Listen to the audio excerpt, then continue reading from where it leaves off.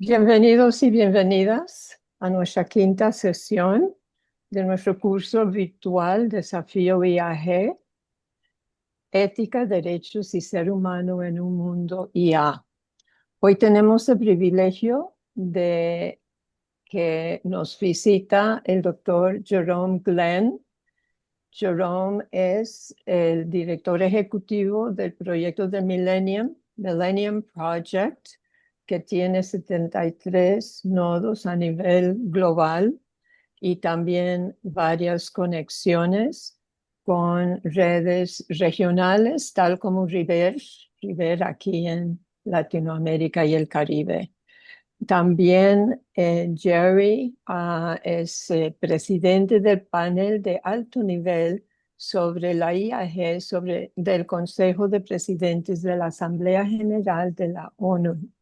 Welcome, Jerry. I have just given a small summary of your background. Otherwise, we would be here all day. So we're happy to have you with us. Y bienvenidas. I'm sure more people will be coming in, and we are recording to put this on our website, of course. Right. Shall I begin to share? Yes, go ahead. We're recording. All righty. And that's showing up okay? It's starting to, yep, needs to be a little bigger. All right. I'm clicking on the slideshow thing. There we go. All right. I think it's very useful to begin to understand that the conversation on artificial intelligence in the world today is terribly confusing and confused because people will make a statement about artificial intelligence and they don't define what kind of artificial intelligence they're talking about. Entonces, hay un poco de confusión en el mundo de hoy y vamos a iniciar hablando aclarando un poco sobre estos diferentes tipos de inteligencia artificial. As a generalization, there are three kinds of artificial intelligence: narrow, general, and super. En general, hay tres tipos de inteligencia artificial: estrecho, general y super. Now, the narrow intelligence has a narrow purpose: to write a report, to diagnose cancer, to drive a car, to analyze something, to help you learn something. Entonces, la inteligencia artificial estrecha tiene un propósito estrecho: manejar un auto, escribir un informe, trabajar con investigación sobre el cáncer. And artificial general intelligence, we don't have yet, but this is the artificial intelligence that can rewrite its own code and learn everything possible that we're able to have it have access to and create its own insights so that it gets more intelligent, potentially capable of doing things that we're not even able to do. So it has, some people will call it human level intelligence. But to a large degree, we have some human level intelligence with diagnosing cancer and other things today. But the main difference is that general can rewrite its own code and learn without our permission.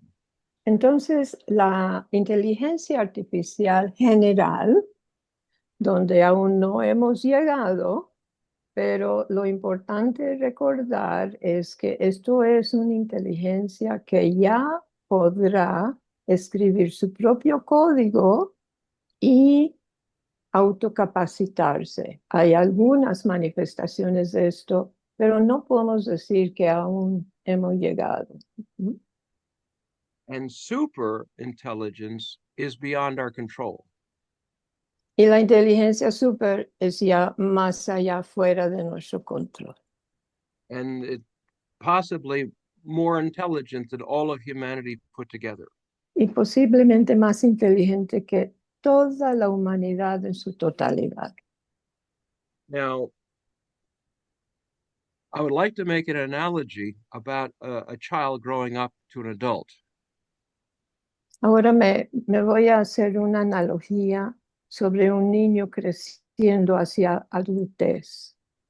You can think of artificial narrow intelligence as a child. You give it the food, you give it the clothing, you tell it when to sleep, you're in charge. Puedes pensar en la inteligencia artificial estrecha como un niño. Usted le da la comida, usted le da los insumos, usted lo tiene que mantener. And you can think of artificial general intelligence as like the teenager or the adolescent who's trying on roles, who has purple hair and different kinds of things going, all kinds of different things. And you have some control, but not complete control, but it's evolving into an adult. It's trying on how it wants to be. Y podemos considerar que la inteligencia artificial general es como adolescente. Está probando, experimentando, teniendo su cabello morado, haciendo muchas cosas que algunos los podemos controlar, pero otros no lo ya están fuera de nuestro control como un adolescente. And artificial superintelligence is like the adult. You're no longer in charge. That adult is independent of you. Y la inteligencia artificial super, ya tú no tienes ningún control. Es un adulto independiente de usted.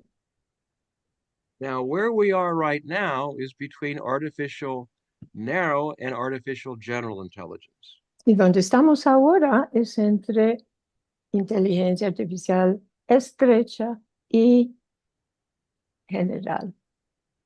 And every parent knows that if they want to have their child grow up to be a good human being, that their chance to do that is how that they work with a child to becoming an adolescent. Y todo buen padre sabe que si queremos adultos sanos y que contribuyen, el momento de trabajar con el ser humano, en este caso, es en la niñez, donde estamos ahora. And if you haven't been successful and you try to nurture the teenager, resentment comes in and you won't, it's too late. So the real chance is between child and adolescent. That's where we are with AI right now. Y si esperas demasiado tiempo y tratas de modificar el adolescente, pues uno sabe que eso muchas veces no funciona. Entonces, ahora es el momento para incidir con la inteligencia artificial. Now, the Security Council of the United Nations has to look at security issues, and that includes the future of artificial intelligence. Entonces, el Consejo de Seguridad de la ONU tiene que ver con asuntos de alta preocupación y esto, por supuesto, incluye la inteligencia artificial. They had a meeting in 2023, another one in 2024, and another one in 2025, just last week. Y han tenido 3 reuniones, uno en 2023, otro en 2024 y la semana pasada el de 2025. I think it's important to think of a distinction between military use of artificial intelligence and civilian use of artificial intelligence. Es importante distinguir entre el uso militar y el uso civil de la inteligencia artificial. In the drawing on the example of atomic weapons and nuclear energy, we have the Soviet Union in the Cold War and the United States in the Cold War. They were both afraid of loss of control of nuclear weapons. So they had secret meetings and they made their agreements independent of the UN. Entonces, durante el periodo de la Guerra Fría, tanto la Unión Soviética sobre como los Estados Unidos tuvieron armas nucleares y durante ese periodo ellos se reunían en secreto para llegar a ciertos acuerdos separadamente de las Naciones Unidas. I think this same thing should happen with artificial intelligence. I Y think that the military artificial intelligence should be just to begin with between the United States and China and be classified to begin with. considero que la misma cosa tiene que suceder ahora entre los Estados Unidos y la China en términos de reuniones secretas. Sobre United Nations, yeah, United Nations should focus on the civilian use. However, they can also have the Security Council discuss what are the issues that ought to be looked at, both the military and the civilian. Y las Naciones Unidas debe de limitar su enfoque en las dimensiones civiles de la IA, pero en sus reuniones de Consejo de Seguridad también pueden considerar algunos aspectos militares. The United Nations has already adopted 2 resolutions on AI. Las Naciones Unidas ya adoptó 2 resoluciones sobre la IA, but it has not discussed artificial general intelligence. Those resolutions are just looking at contemporary narrow forms of AI. pero estas resoluciones no incluyen la IAG, solamente están enfocando la IA. We need to have a special session of the United Nations General Assembly specifically on AGI. Necesitamos una reunión específica sobre la IAG, la Inteligencia Artificial General, en las Naciones Unidas. And you can play an important role by asking your country or your organizations to send a letter to the president of the General Assembly asking specifically for a special session on AGI. Y usted puede jugar un papel muy importante enviando una carta a su canciller pidiendo que las Naciones Unidas organizan una sesión específicamente para la IAG. 2 years ago, years ago, maybe, maybe not quite 2 years ago. Yeah, it was 2 years ago. A meeting in Uruguay had representatives from 70 countries, parliamentary 70 countries, who said we should create committees for the future, and the first priority should be AGI, cooperation. Hace 2 años hubo una reunión en Uruguay donde participaron 70 delegaciones parlamentarios que forman parte de la Unión Interparlamentario y fue totalmente enfocado sobre regulaciones para desarrollar sanamente la IAG. So the second thing you can do to help out is to contact your own parliaments and ask them to start working on a national licensing system for AGI. It's going to be very complex, very difficult, so we got to start now because it will take several years to get this done. Y la segunda cosa que usted puede hacer es contactar su parlamento para que tomen en cuenta la necesidad de crear sistemas de licencia en su país, porque este proceso va a tomar mucho tiempo y hay que iniciarlo lo más pronto posible. Now, the United States and China have had public meetings talking about cooperation on the development of AI so it doesn't get out of control. And those meetings also have been in secret. And this is good news because if we can get the United States and China to have a good agreement like we did during the Cold War on nuclear weapons, then maybe we can manage the whole situation. Entonces, ¿qué sabemos sobre los Estados Unidos y la China en términos de su búsqueda en un acuerdo sobre tener una cooperación para la IA más segura. Sabemos que han tenido tanto reuniones públicas como en secreto. Now, the OECD, I believe Mexico and some others in Latin America are members. La OCDE, México, Costa Rica, Chile son miembros. Good. Have decided that they're going to start working on the lead indicators of AGI. Han decidido que van a trabajar y están trabajando sobre indicadores IA de su capacidad IA. And this is extremely important because if we create a global monitoring system, what is it going to monitor? It has to monitor the leading indicators so we can manage these things in a good way. Y esto es extremadamente importante porque si creamos un sistema global, ¿qué van a monitorear? ¿Qué van a regular? Tienen que haber indicadores consensuados globalmente. Y entonces este trabajo que está en camino es sumamente crítico. So a third thing you can do is you can contact your ambassador to the OECD and say you care. You care about this project of getting the lead indicators. This is important.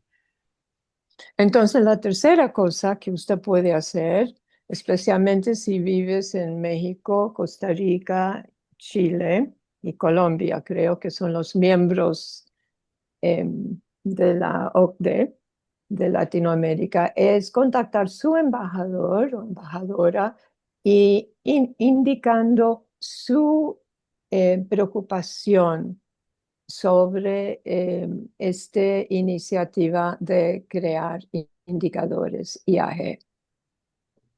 Now, I understand you've already had a book launch of the Spanish edition of The State of the Future, correct? ¿Concepción? Yes. Sí, so Yes. We had a wonderful launch. And in that, my suggestions for teachers, because I had more than 100 slides, was that they could divide in different sections and teach their students about like, what you are proposing in this humanity report that I think is absolutely gorgeous. Congratulations. Concepción, me lo digas en español. Sí. Acabamos de lanzar en El Salvador la semana pasada el Estado del Futuro 2000. Mi presentación incluyó 100 láminas que se las voy a compartir también aquí en el sitio que tiene Jan. Y de ella mi sugerencia para los maestros fue que ellos dividieran por secciones lo que van descubriendo en esta maravillosa publicación del Estado del Futuro para que los aprovecharan en sus clases. Y ya sé que el TEC de Monterrey lo está empezando a hacer. And I know, Jerry, that the TEC de Monterrey is already one teacher is coming with me next week, and she's starting to do it. So good. So what I'd like the listeners to do, and your friends, is to take the part of the third chapter that get in the second section of the third chapter where it talks about the regulations. So your legislatures won't know how to begin. You can give them this. We're not saying they should do these things, but this gives them something to work on to begin with that's had a lot of thought so that we can help speed up the national process by giving them that section. Entonces, lo que podemos hacer nosotros en nuestros países es recibir este documento sobre el estado del futuro que acaba de publicar en español bajo la tutela de Concepción y ver la parte sobre regulaciones para que los parlamentos de nuestros países pueden asesorarse a base de la parte que dice reglamentación. Now, if you run into people who say, oh, this artificial general intelligence, that's way off in the future. It's, it's way, don't worry about it. Tell them that they're dangerously wrong. Not simply wrong, dangerously wrong. Entonces, Why? cuando Oh, la sorry. gente, perdón, sorry.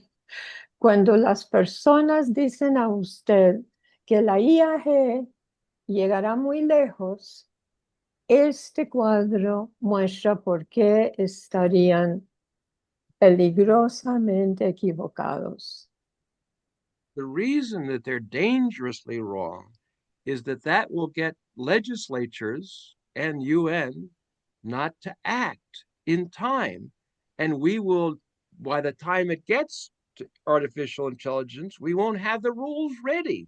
We won't be able to handle it, and it'll be out of our control. So it's important to counter people saying, oh, this is science fiction, it's off in the future. Y la razón por la cual esto es peligrosamente equivocado es porque ya no se puede esperar para que llegue más IAG.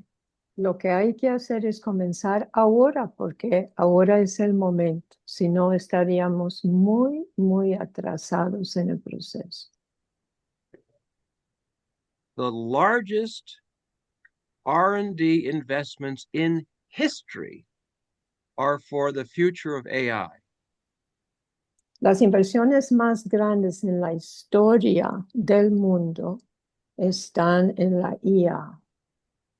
And this chart only shows just four companies in just the United States. And they're looking at over $30 billion. So we're getting close in a world basis of $1 trillion. This is a giant investment. And that amount of money cannot be that stupid.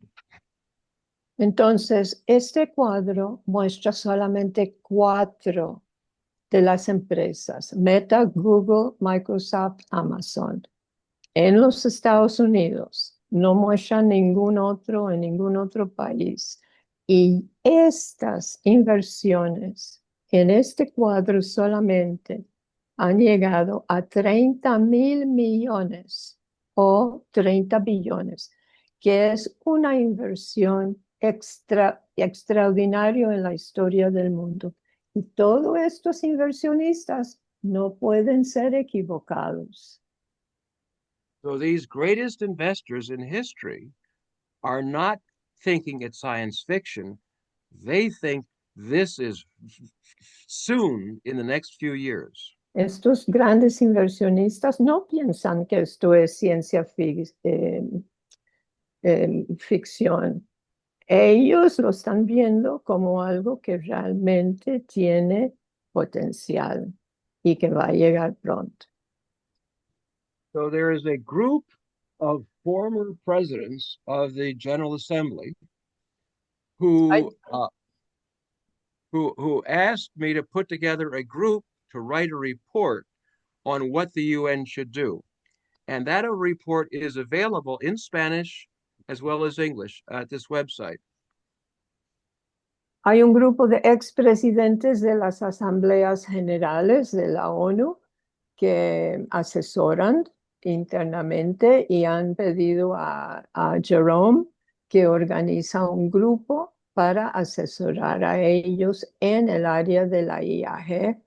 El informe se encuentra en español y en inglés. Bueno, ahí está el link para el español y también lo tenemos en nuestro sitio. Jerry, we have it on our site of the course. Oh, good. And they can also share it with their national legislatures and their foreign ministries. En todo también, por favor, se puede compartir con sus asambleas, sus parlamentos y cancillerías. So essentially, we're asking the UN General Assembly to do 4 things. Esencialmente estamos pidiendo a la Asamblea General de la ONU, referente a la IAG, hacer 4 cosas. The first is a global observatory to keep track of all the progress on AI. That's why OECD's leading indicators on this is important. That's part of this process of having a global observatory. El primero es la creación de un observatorio global de la IAG para que se pueda monitorear progreso y también problemas de amenaza. Y por eso los indicadores que está desarrollando la OCDE son tan importantes. And the second is to coordinate national licensing programs and to certify, like the international can certify that yes, the national systems make sense. They can be slightly different for different countries, but there has to be international standards to certify. Y segundamente necesitamos un sistema internacional de las mejores prácticas para la certificación de la seguridad de un IAG digno de confianza. And the third is to create a convention or treaty on AGI that would authorize the UN to create a regulatory body. Y terceramente, lo que se necesita es una convención IAG en el marco de las Naciones Unidas para que puedan tener la autorización de manejar los riesgos y beneficios de la IAG. And the last is to authorize the General Assembly to authorize a feasibility study of how you would put all this stuff together, because this is going to be very, very difficult, far more complex than the International Atomic Energy Agency. Y la cuarta y la realmente compleja va a ser la preparación de un estudio de factibilidad sobre cómo intercalar estos cuatro para que haya una fluidez, porque esta nueva agencia para la IAE va a ser mucho más complejo que la regulación de la energía atómica. And then I just came out with a book on this a couple of weeks ago. And what I would suggest is that you ask your library to get it because the price that the publisher put on there is very high. Y acabo yo de publicar este libro que se llama La gobernanza global de la transición a la inteligencia artificial general. Lo que estoy sugiriendo, porque el precio es bastante alto, es que se pide en las bibliotecas que usted conoce, especialmente en las universidades, que compran una copia. Now, forgive me for a subjective comment. Disculpa, un comentario subjetivo. When I wrote this, I was putting together all kinds of things, so I never actually read it straight through. I would correct things, but I didn't read it in a normal way you would read a book. Cuando yo escribí este libro, estuve armando muchos estudios y experiencias prácticas y nunca lo revisé de comienzo al final como uno haría con un libro. So I was in the train from Washington, D.C. to get to these UN meetings in New York the other week. So it gave me time to sit down and quietly read the book. And I was shocked. It's really actually very good. Entonces yo estuve en el tren hace 2 semanas yendo a Nueva York de Washington para la reunión de la ONU y tuve por primera vez la oportunidad de revisar el libro de comienzo al final y estuve en shock porque realmente es bastante bueno. Yeah. So I did not set the price. The publisher did. It's $130 US. It's worth it on one sense, but at the same time, most people don't pay that much money for a book. So ask your university libraries to buy it and then take it out and read it. Entonces, el libro cuesta $130, que es muy, muy alto y yo lo sé, así que por eso estoy tratando de fomentar la idea de que lo pedimos a través de las bibliotecas para que ustedes puedan tener acceso. So what do we do now? ¿Qué hacemos ahora? One, we've got to have a United Nations General Assembly specifically on AGI, leading to all these things I'm talking about. That's the most important next step. El paso más importante por ahora es que haya una Asamblea General de la ONU específicamente sobre la IAG que puede llevarnos a la creación a la Agencia Internacional IAG. And we have to push our legislatures to begin to work on authorizing a national licensing system for AGI. Tenemos que empujar a nuestros parlamentos para que hayan sistemas de licencias nacionales sobre IAG. We have never created a licensing system for something that was not there yet.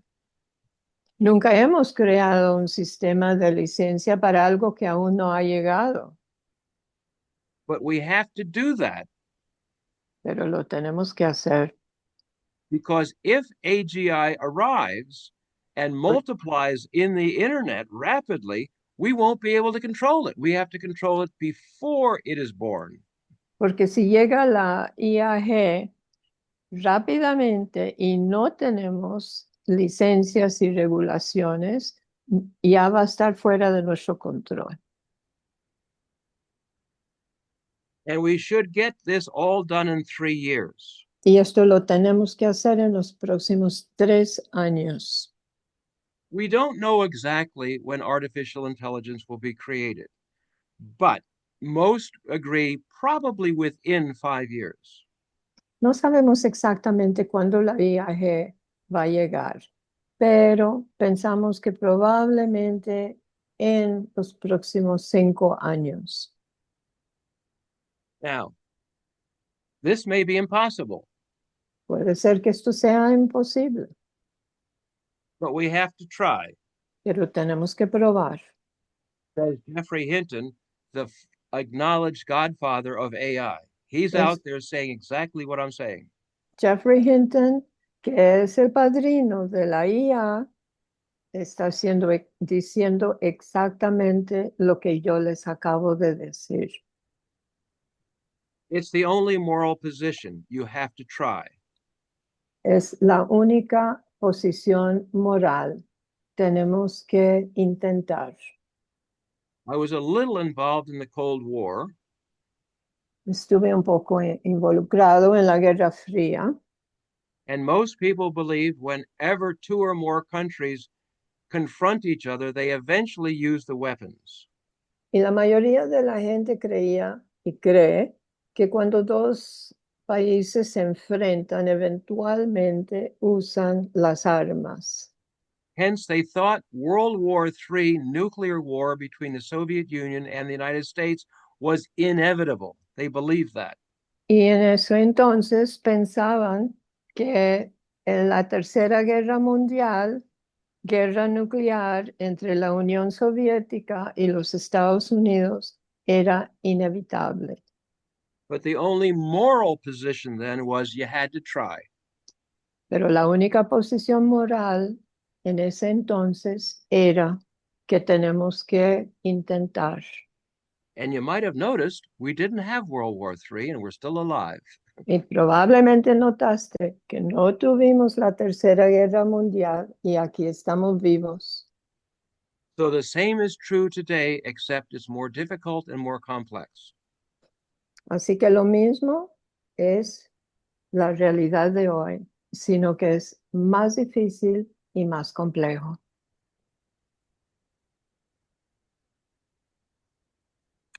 Thank you, Jerry. Welcome. Bravo. Scary. Vamos a abrir para comentarios y yo voy a hablar en inglés, pero me gustaría de aquí en adelante que cuando Jerry habla en español, perdón, cuando Jerry habla en inglés, si alguna de mis compañeras puede seguir con el español para dividir las lenguas. Gracias. Concepción, por favor. Jerry, congratulations. Thank It you. is really amazing, the presentation, and it is very useful. And my question is, why, if the Secretary General is so interested in artificial general intelligence, the presence of the councils of the General Assembly also are very interested. What is it stopping really to launch it as a very important session at UN? I think several. I like the analogy of a tree. You know, what is the cause of the tree? A whole bunch of roots. It's coming from all kinds of different things. So I won't cover all of them, but one is momentum, sheer momentum. If we do business as usual, we'll never make it. And people will say, well, before we do this, we have to have this hearing, and then we have to do this, and then you got to write this. And well, if we do all business as usual, we'll never make it. So it's momentum is one force. A second force is people don't know what to do. Because when they start to look at it, it gets complex and they go like, I don't know what to do. This is beyond me. So the sheer complexity of it, they're just not sure what to do. So ignorance is another part of it. So we got to get people over the ignorant stuff. I would say another is we are so flooded with other information, and the present tense crises are so large that there's not much mental space left for people to study this issue. I mean, when I met with this Council of Presidents, they had on the agenda Ukraine, Palestine, UN reform, the next president of the General Assembly, and AGI. Well, with all those present tense concerns, you know, we don't get much more than maybe 20 or 30 minutes in a couple-hour meeting. So those would be three reasons. But I can say there has been progress over the past year. But we got to accelerate that momentum. I'm putting the Spanish in the chat. Estoy poniendo el español en el chat. Mientras que puedo. Go ahead. Oh, I was too long an answer. I'm sorry. You should have stopped. It's fine. It's all there. It's all there? Okay. All right. Now, another thing that's holding it up is there was the president of the president and the Secretary General of the UN is with it. His speeches are perfect. They're excellent. They're excellent. However, some staff in both the president's of the General Assembly's office and some staff in the Secretary General's office, they wanted to get the UN to approve and authorize a new AI international panel and then authorize some discussions on AI. And they thought that if we talked about AGI, would confuse people and they wouldn't be able to get these two other things approved in the General Assembly. Good Lord, you can't do two things at once? Anyway, I mean, it was bureaucratic business as usual. And they had other irons in the fire, and they thought this would overpower that activity.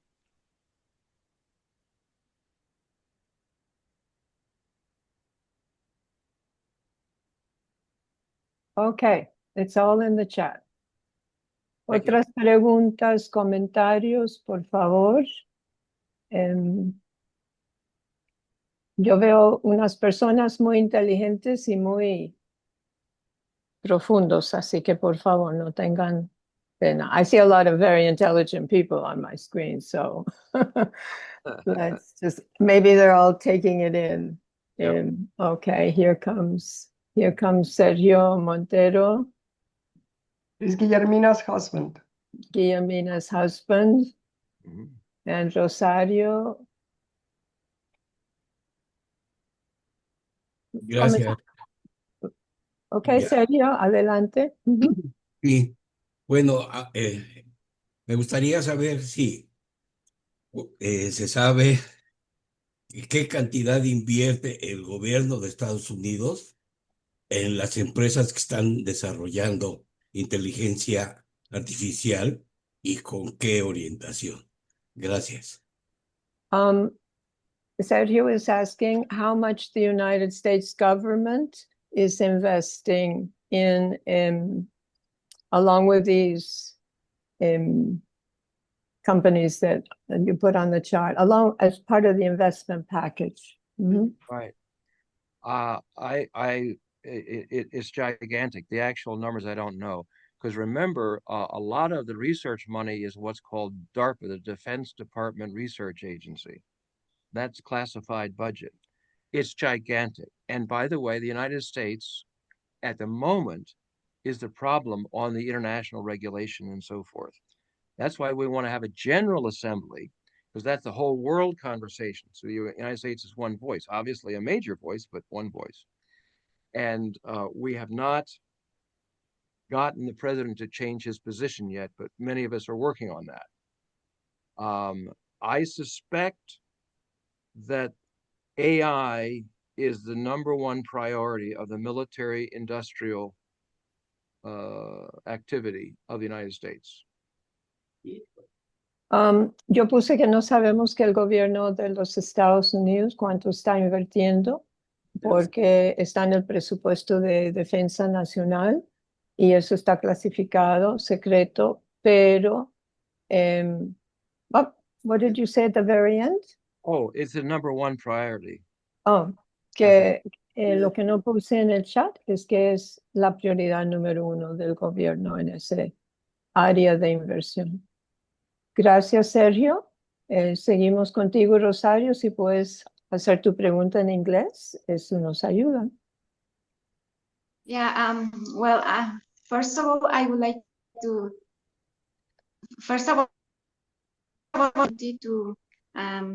to meet with us. I am a big fan of Jerome. What do you, I have two questions and something else.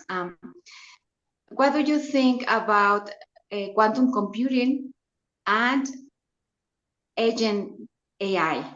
I think the both together is gonna be even worse. Yeah, I think, and it's coming. Also, I like how you say that at least as a futurist, we have the responsibility to try. That is very true. Also, something that gets my attention is that recently, a few days ago, the president had a meeting with the smart people in the computing technology with many gurus, and it seems to me that he just focused in money, but not in regulations. And it was a good opportunity in that meeting to start in that path. Why he didn't start in that path? Thank you. okay.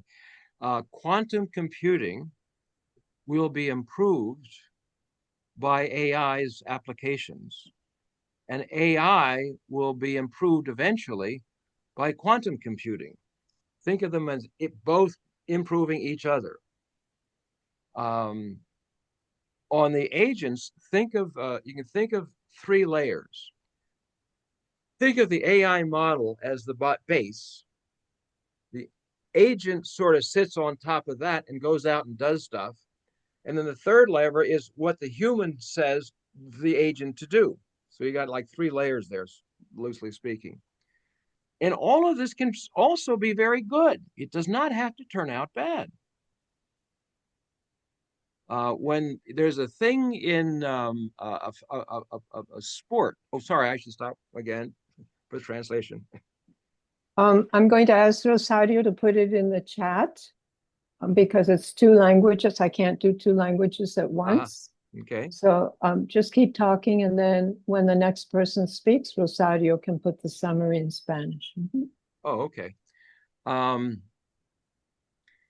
In Silicon Valley, there is a fun conversation that people have. They ask, what is your P doom, your P factor? And what that P stands for is percentage. It's like, what percent do you think humanity will be destroyed? Is it a 1% chance? Is it a 10% chance? Is it a 50% chance? This is if no regulation occurs. And nobody's saying 0. The highest is 50%.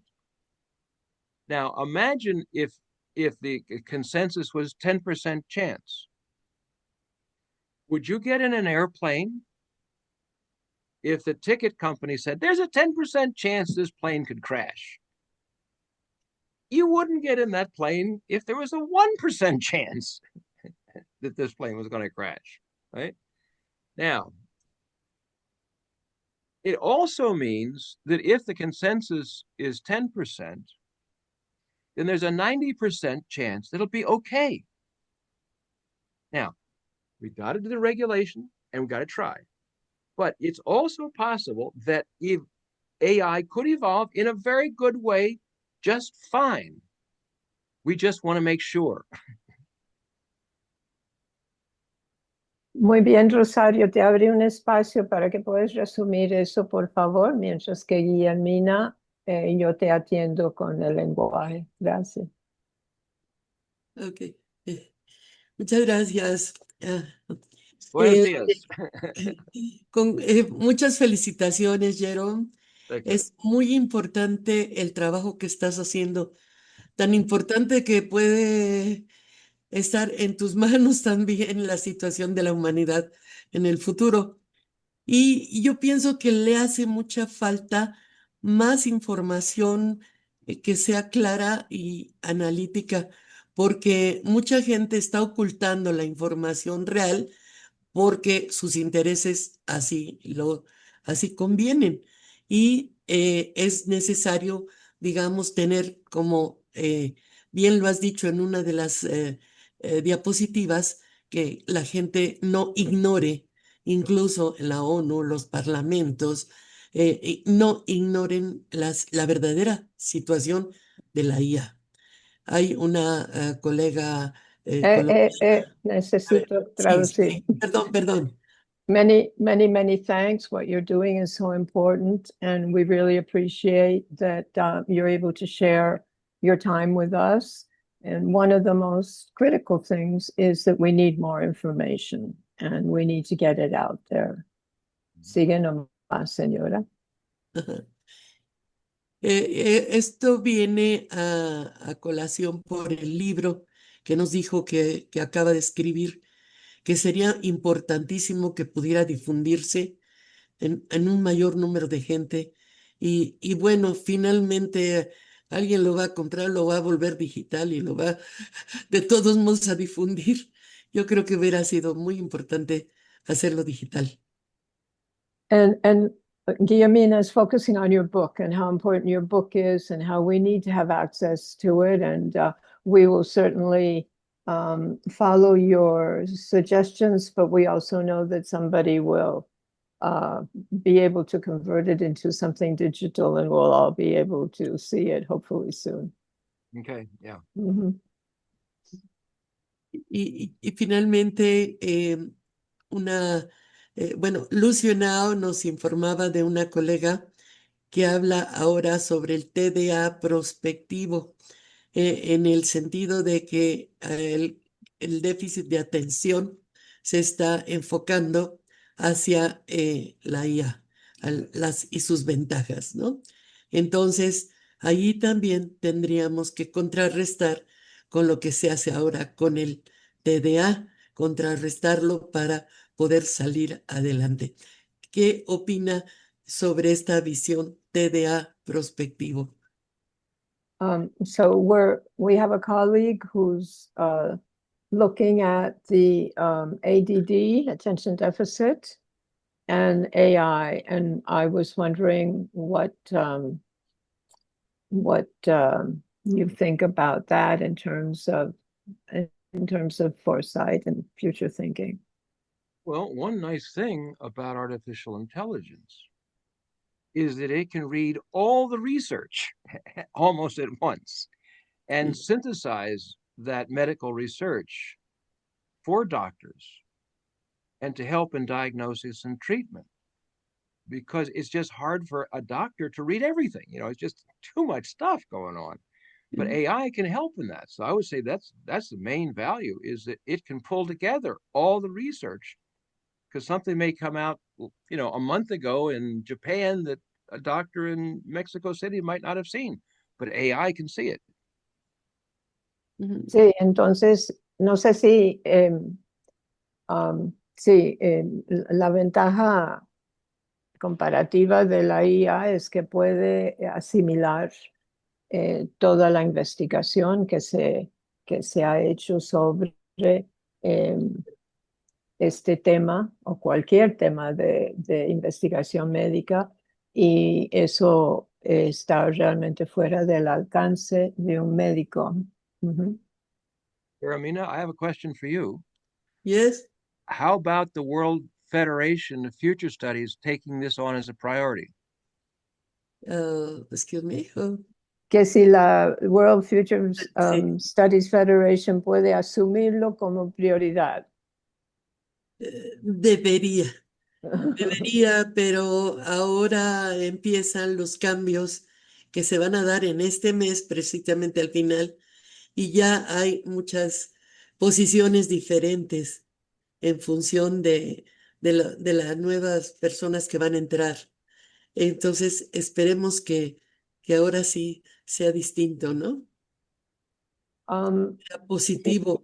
Guillermina says that definitely it should, but that this is the month where there's going to be a lot of changes in terms of the professional leadership, and that there's very different points of view regarding the topics involved. So she's not sure how that's all going to filter through.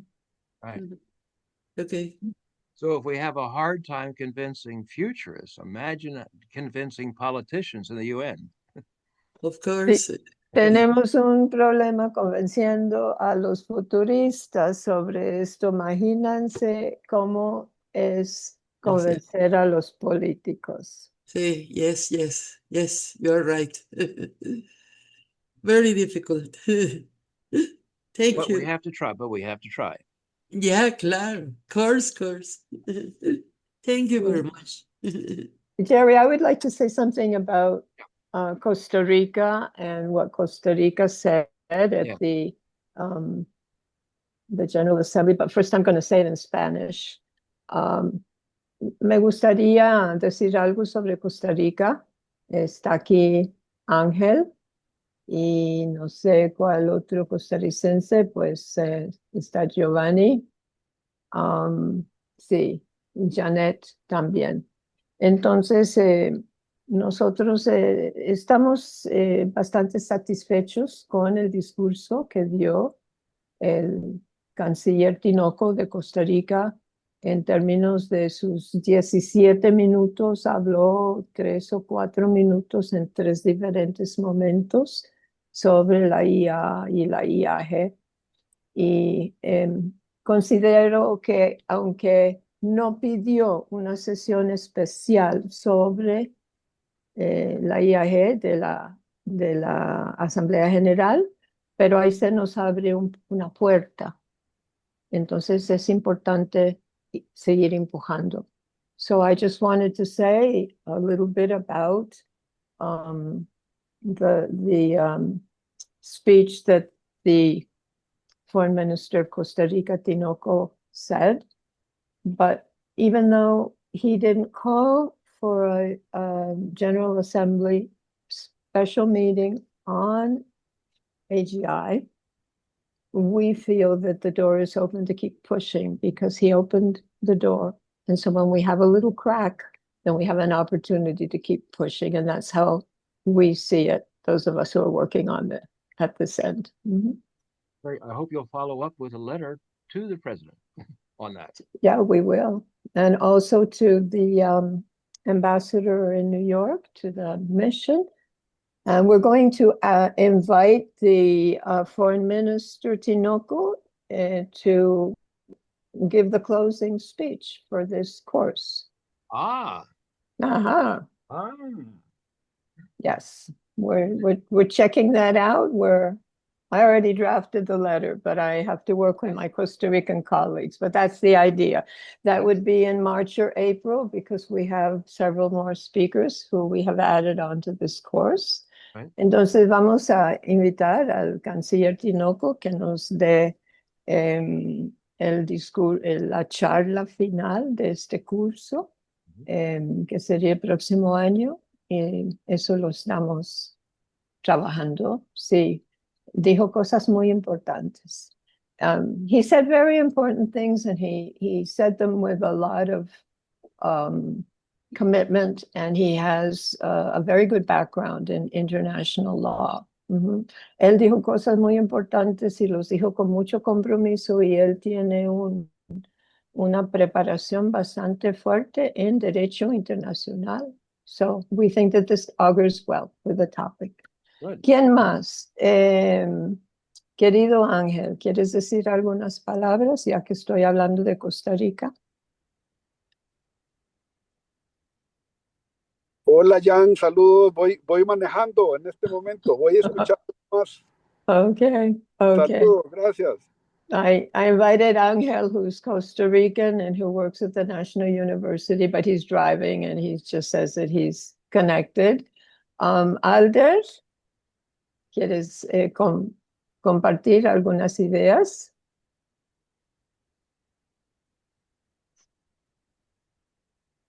¿No? Hola, buen día a todos. Buen día, Solo, Alder. entré un poco tarde, pero tomé el concepto y la analogía que me parecía interesante de las edades, si lo vemos como los insumos que se le darían al niño, ¿no? En esta concepción como de una inteligencia temprana, versus a cuando ya tenemos menos incidencia sobre ella, como viéndola como un adulto.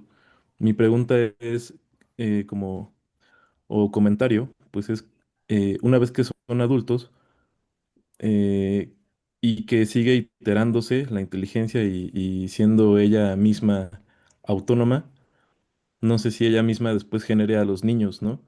En este aprendizaje autónomo y después ya tengamos tampoco el control de esa, de esas otras versiones o iteraciones que van teniendo o que van a sufrir estos modelos de lenguaje. Es un poco como lo que me quedé o me llevo de esa concepción. Y pues gracias por el espacio. Alder is Mexican and he works for Lotus. He's a computer ed person in education, and he liked very much your analogy that you used of childhood, adolescence, and adulthood. And he's wondering, once AGI becomes an adult, if it's going to generate children and what that's going to all look like. Oh yeah, we're likely not to have AGI from one source. We're likely to have in China, Japan, Europe, United States, and they're going to each of them will have many, many millions of agents going out. So it's going to be a major swarm of agents, and they're going to interact with each other. And what are the agents, AI agents from Mexico, going to talk to about the agents from the United States? What are the agents from the United States going to be talking with the agents from China? What are the DeepSync and Tencent agents in China going to be talking about? Microsoft and other AI company. it's going to be a massive conversation. So it will evolve, most likely, a complex new non-biological species. It's just like the early life forms, the blue-green algae, had little pieces that grow all over the place and then slowly evolved. There's no reason this wouldn't be like that. Except it's just not biological. Entonces, todos estos bebés de la superinteligencia, ¿cómo van a ser? Concepción, ¿tú me puedes ayudar? Sí, cómo no. ¿Puedes explicar un poco lo que dijo? Porque ya estoy... Claro, Gracias. claro. Lo que está diciendo Jerome a la pregunta de Alder, en el sentido de que qué va a pasar con los bebés de la inteligencia artificial general, en concreto lo que explica es que probablemente no sean unas especies biológicas como nosotros. Y esto es uno de los grandes temas que hay que considerar para que nosotros vayamos pensando cómo si va a haber una convivencia, ¿sí? Creo que eso lo agregué yo, pero espero que haya quedado claro. Gracias. Sí, gracias. Vamos a seguir con preguntas. Yo veo que Luis Ángel López has preguntado. Luis Ángel from Guatemala, who just turned on his video. Luis Ángel has worked in agriculture and nutrition, and he has his PhD in the relationship between the two, so he's a complex thinker. ¿Cuáles son los riesgos que corre la humanidad? What are the risks that humanity is running right now? No sé si quieres decir algo más, Luis Ángel. Sí, por favor. Por favor. Good morning. What are the risks? What are the risks that we need to be worried? And that is only one kind of problem that will affect people or will affect ecology, natural resources, because probably we're thinking about problems for humanity, but that could solve problems for the whole planet. That's right. That's right. That's why I said about the percentages, the Silicon Valley doom percent, the P people. Well, if it's a 10% doom, it's also possible 90% success. But we have to address this. We have to address the risk, of course. But artificial general intelligence, as well as current intelligence, will improve logistic efficiencies, which will make energy usage and production far better and safer for the environment. It will also be able to pull together all the research on everything from solar panels to other things and harmonize national legislation. So yes, AI will help address global warming more than any other single one technology.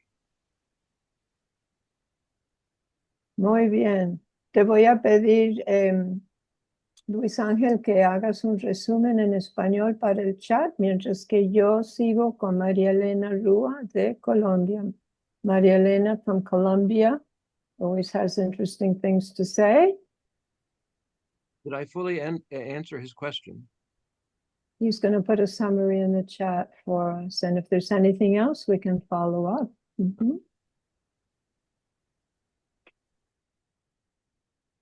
No? El resumen ahora. One of the risks, by the way, when people say this could be destroy humans, they ask for an example. And here is the most likely example. We all know that over about 80% of the energy supply of the world is from fossil fuels. And that we're trying to reduce that. At the same time, we're trying to reduce that. We have more people getting more wealthy using more electricity.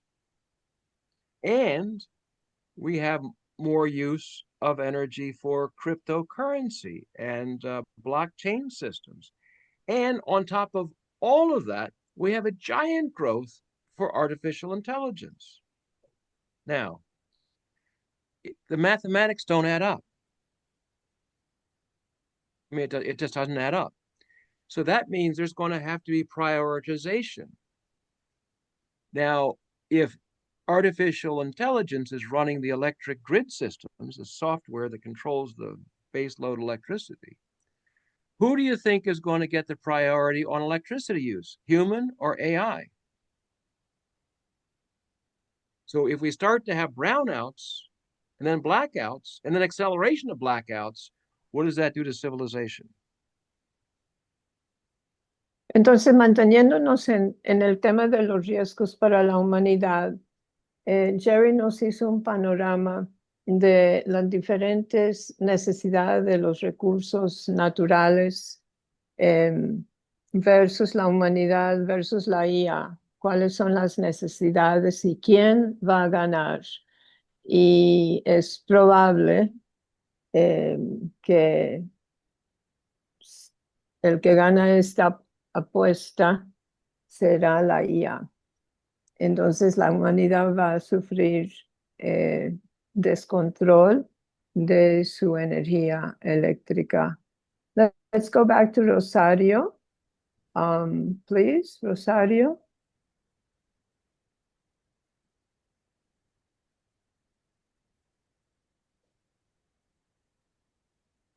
Hello, I'm sorry, I had a problem with my microphone. I just write in the chat, making an analogy with AI and a kid. As a parents, if we teach our kids values, then later in their adult life, is more certain that they will behave accordingly, even with no rules, because they have the values. My question is that if we could teach values to AI. Thank you. Oh, yes, that's what happens right now. I'm on what's called the IEEE. It's the International Electronic Engineers Association, where we are putting together very precise definitions of the values that others have talked about. There are all kinds of activities out there on values for AI. And then we have to make them so precise that you can get them into hardware and software. That's the problem. We don't know how to do that completely. We're training the models on that, yes, but you can never do that perfectly. So ideally, the values and the rules and the guidelines are in the chips so that no software gets run if it goes outside of the rules. So it's a 24-hour audit system in the chips. That's what we hope will do it. But those values can be there without the rules, yes, but we don't know how to align the values with the hardware and software reliably yet. Thank you, and I'm going to ask Rosario to do a little summary. Rosario hizo una pregunta muy clave sobre la IA y los valores y dónde estamos en esta corrida. Y Jerry te contestó, dejo en tus manos la respuesta mientras que atiendo a María Elena. María Elena says in the chat, what do you think about the alpha schools being implemented in the U.S.? ¿Qué piensa de los colegios alfa que están implementando en Estados Unidos? What are the alpha schools? I don't know what they are. What are the, María Elena, te va a tocar hablar. Lo siento mucho. ¿Puedes? ¿Tienes micrófono? Let's see if Sí, puedo. Okay. I try to go with English, so excuse me for my English. Well, the Alpha School is like the new trends that is without a tutor or teacher. It's just to be more or less 5 minutes in front of the computer. The children are studying with some artificial intelligence, and then of that, if the children have some problems with that lesson, some like a tutor, not a teacher, explain the some traditional lesson that you discover in the school, like mathematics, physics, some like usual, but the lesson is just to teach with some artificial intelligence. It's just 2 hours, more or less, than children are studying with these kind of tools. And then with a real person, just teaching something like how to speak in a public, or maybe how to get some skills with that is so important during the life or something like that. It's something different. It's just I watched this video that I put on the chat. This link is like some trends that is appear this year, and it's something like something that is not traditional, that some schools is the teacher are just like artificial intelligence, and the experiments or different ideas is just with this kind of tools. So what do you think about to replace or the real teacher with artificial intelligence, especially in children? Right. The idea of having all of the world's knowledge right in your hand with artificial intelligence is, of course, a great education tool. But you still need human beings interaction, the socialization. Knowledge and socialization should go together. So yes, the idea of AI, in English we use the word augmenting, or addition to the teacher, because people learn at different things at different speeds. But our education system teaches everybody the same thing at the same time. They all move together. That's factory. That's how you get a factory civilization. And we did that for a factory civilization. But now we're moving beyond this into a knowledge and self-actualization economy, so people can go very fast in different directions, which they cannot go in a classroom. So if you're brilliant in a certain area, you can go real fast with the AI. And if you need extra help, the AI can help you with that. So the idea of AI augmented education is 100% to be done, should be done. But not only that, you still need socialization. You still want a human being to get along with other human beings at the same time. But we got to know more than we used to before. And we can do that with the AI.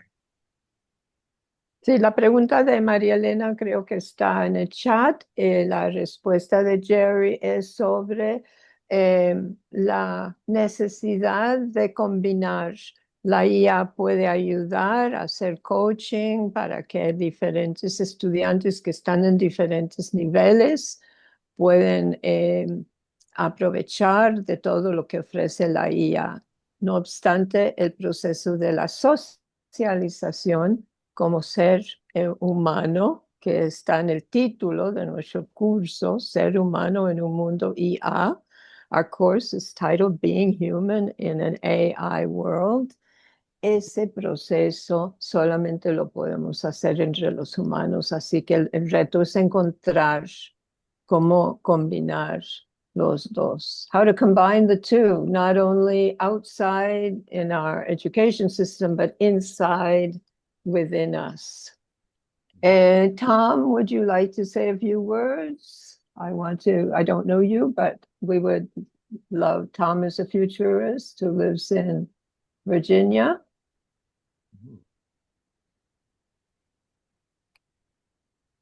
No? Okay. Certainly. Can you hear me? Yes. Good.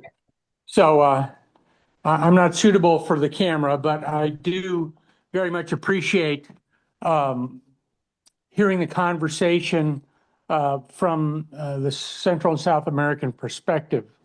So I've been, you're being very proactive. Your questions are excellent. And I think it's going to be up to the people actually to educate the people that are leading in this who may have great intellectual and computer skills, but not so much the human skills it's going to take to put this and make it an asset to humanity and not be used to go to the other side, like any technology. So I think it's quite important, and I'm very impressed by what you're doing. So thank you. I got the email and I had time, so that's why I'm here. And it's very valuable. Thank you. Thank you, Tom.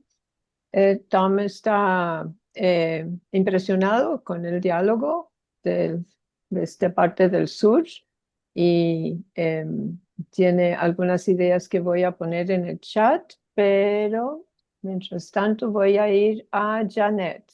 Janet, ¿quieres decir algunas cosas? Janet is Venezuelan living in Costa Rica, working as a university professor, University of Costa Rica. Thank you so much, dear Jan. Thank you so much, dear Jerry. It's very, very important your conversation, your ideas. Ahora paso a hablar en español. Para mí creo que es muy importante el tema de gobernanza, porque yo estoy visualizando con muchísima preocupación, pero también con ocupación, la situación de los países más vulnerables, los más pobres. ¿Cómo poder insertar de manera lógica, estratégica, racional a la población más vulnerable, la más rural, y que también tiene las mayores necesidades para poder afrontar este desafío de la IA general? ¿Cómo, a través de los gobiernos locales, poder llegar a ellos? Además de la estrategia financiera y que realmente haya una voluntad política, ¿ok? Entonces, es concretar, porque muchos hablan, pero pocos hacen. Mucho ruido y pocas nueces. Gracias. So Janet is concerned about governance and particularly local governance. She is concerned about the most vulnerable countries and what is happening at the local level particularly, and closes by saying that there's a lot of talk and no action. Yeah, well, this is another reason for having a General Assembly of the United Nations, because every country, whether it's Little Dominica of 80,000 people in the Caribbean, or whether it's India, they have an equal time, equal voice. Yes. And the concerns of poor countries are more paid attention to in the General Assembly than anywhere else in the world. So that's another reason for doing that.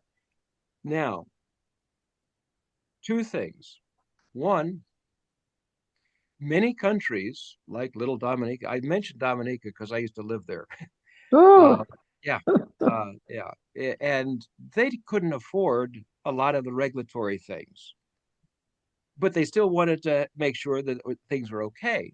So, for example, if you wanted to file a patent in Dominica. You really couldn't. They didn't have the capability to do it. So they used the US patent system. You could also use US testing systems for different kinds of things. So not every country has to have the ability to manage all this their own way.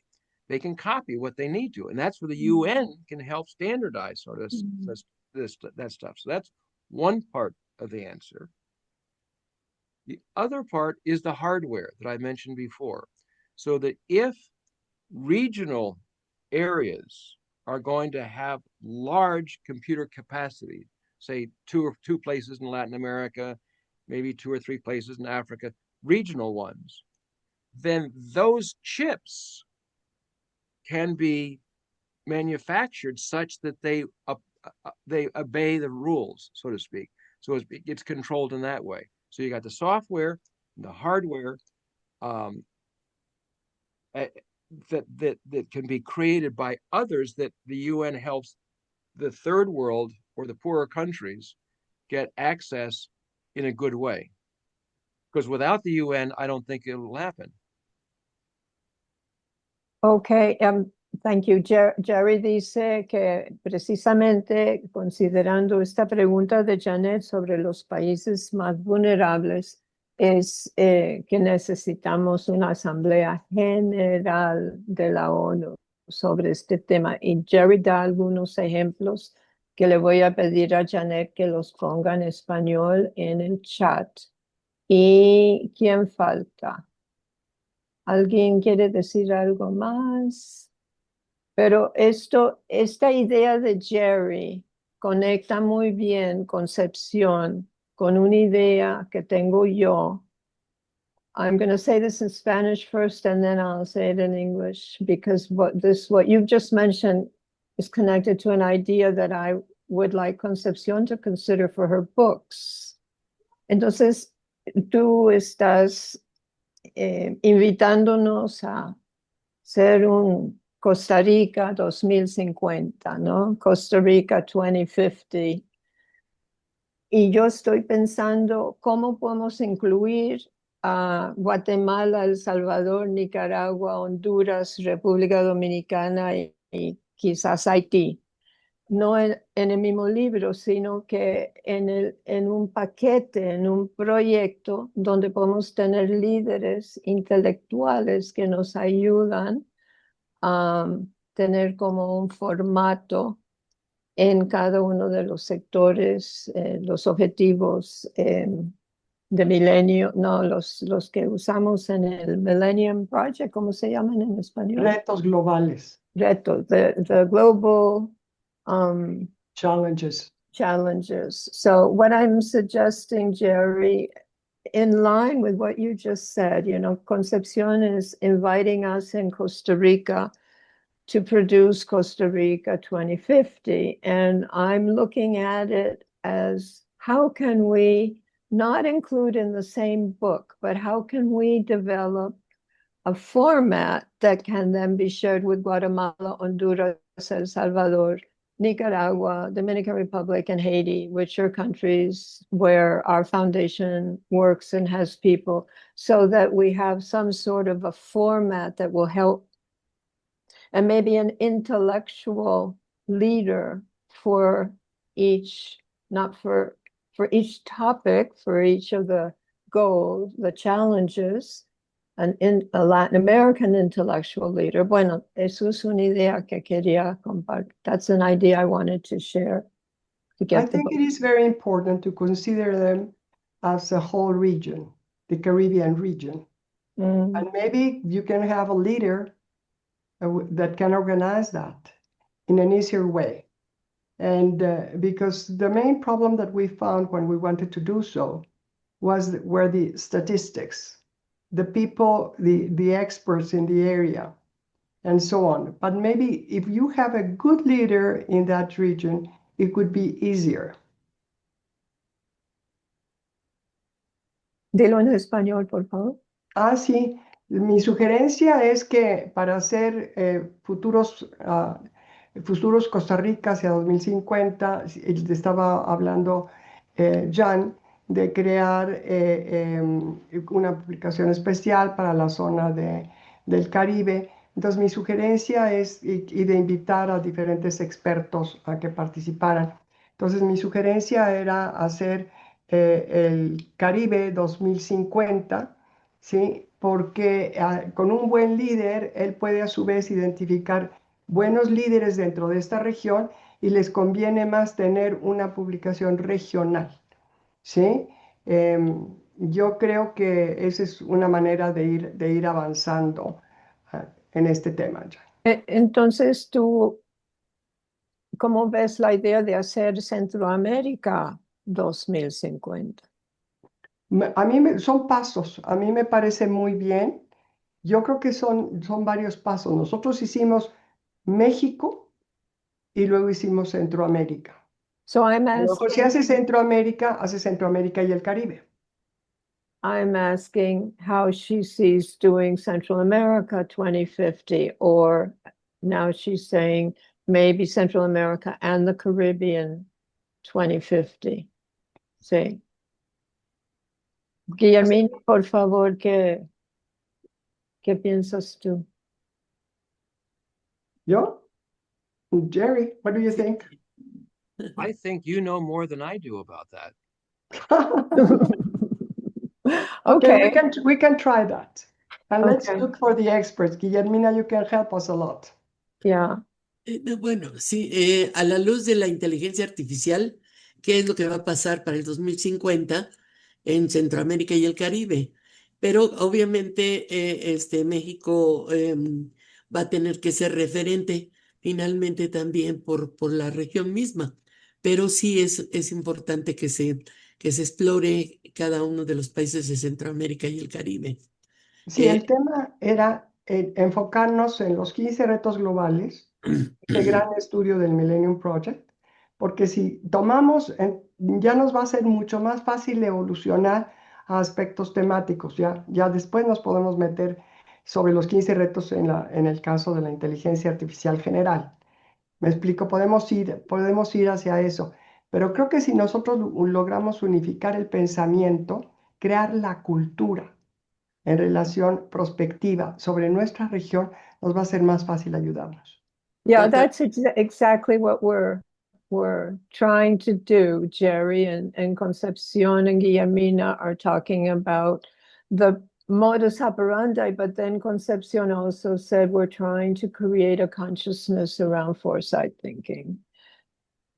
And that's what, we have to find so many different ways in this region to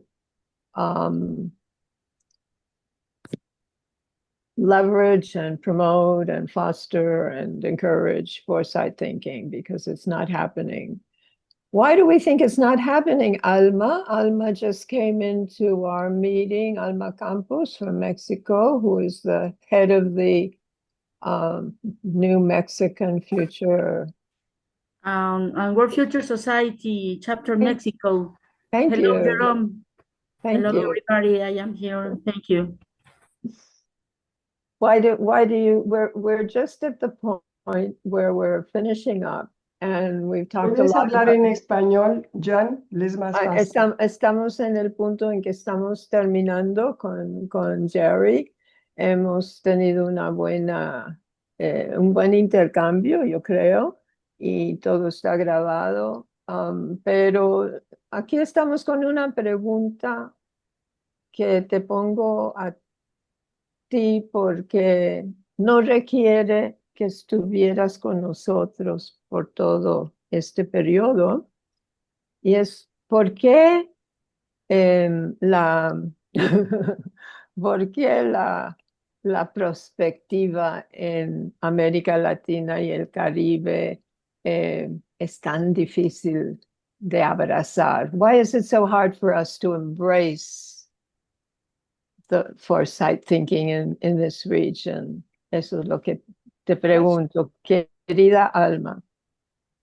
Thank You know, you. you're not the only part of the Thank you, world Jan. with this problem. This is the worldwide. I mean, this Oh. is worldwide. I mean, Oh. every place I go in the world, people say exactly what you said. we don't have enough future thinking here. How do we get us to do? Everybody says that. So it's not just Latin America. Dice Jerry que es un problema global. Sí, coincido con Jerome.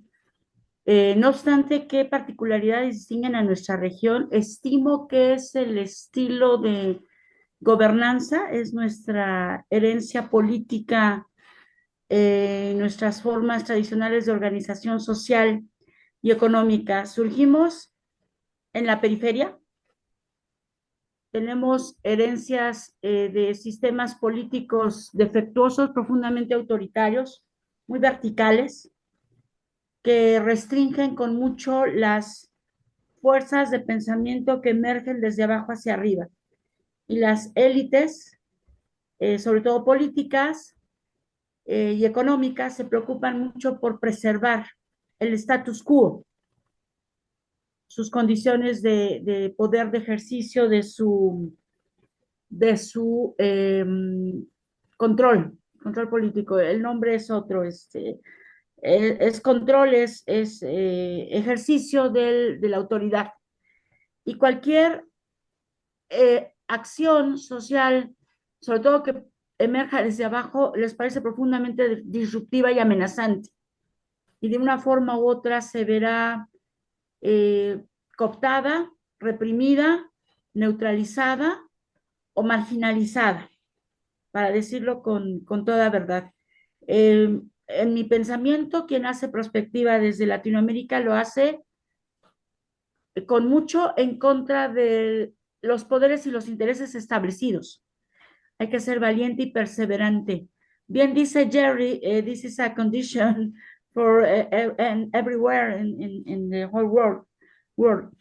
Pero en nuestro país, nuestras condiciones específicas, en nuestros países, en nuestra región lo hacen muy riesgoso, porque además quedas en la marginalidad y eso también implica riesgos.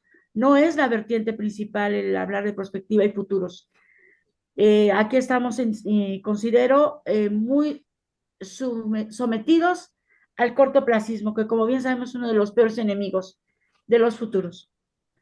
Voy a decirlo en inglés. Muchas gracias, querida Alma.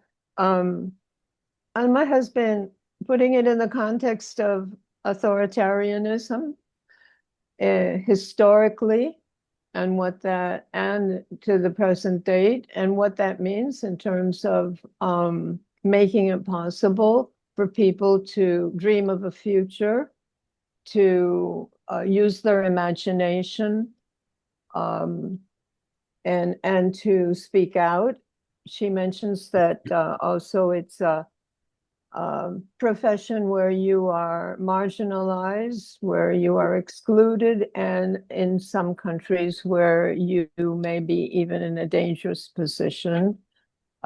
Concepcion, what did I leave out? I'm getting a bit tired with my translation, so help me. That people consider that it is extremely risky, because they sometimes are more aware about the problems of the present. That was pretty much what you translated was perfect, Jan. And that was the closing remarks that Alma had. You can use analogies. For example, the whole world understood the pandemic. And I've noticed that since the pandemic, there's been much more futurist activity worldwide.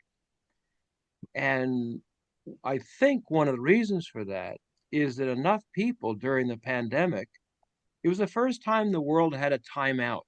It was the first time the whole world says, okay, sit down, be quiet, think for a while. And during that thinking time, a lot of people said things like, how come we weren't prepared for this? Which I think helped a little futurist thinking. I'm very pleased, unfortunately, pleased to say that when I was asked, did the Millennium Project forecast anything about this, I went back to the very first 1997 State of the Future report, and in there, under Health Challenge, we said because of the increasing transportation and population growth and mobility, it's inevitable that the world will come to a screeching halt with a virus. And bingo, we did. And we used that phrase, a screeching halt. The civilization would come to a screeching halt. I was surprised we were that courageous to say that. And even Bill Gates went in around 2003 or 2009, did a TED talk saying the same thing. We've got to get ahead of this. And he wasn't listened to either. But I think that many people started to think, gee, we should think ahead. We should be prepared for this kind of problems ahead of time. So it did have, I don't know if you all have noticed it, but I've noticed there's much more futurist activity going on than before. I'm not saying it's great futurist activity, but it's more. I think that's a very important comment about humanity, in the sense that we have to have a crisis. Es un comentario de reflexión que necesitamos una crisis para fomentar más pensamiento, perspectiva. Voy a pedir a los que tienen cerrados sus cámaras que si pueden poner sus videos. We're going to take a photo. Vamos a tomar una foto. Giovanni, por favor, del grupo. Alder, no sé si tú puedes abrir. Y Giovanni nos toma una foto. Muy bien, los que pueden. Qué bien. That's nice. Qué linda. Sergio, qué lindo, excelente.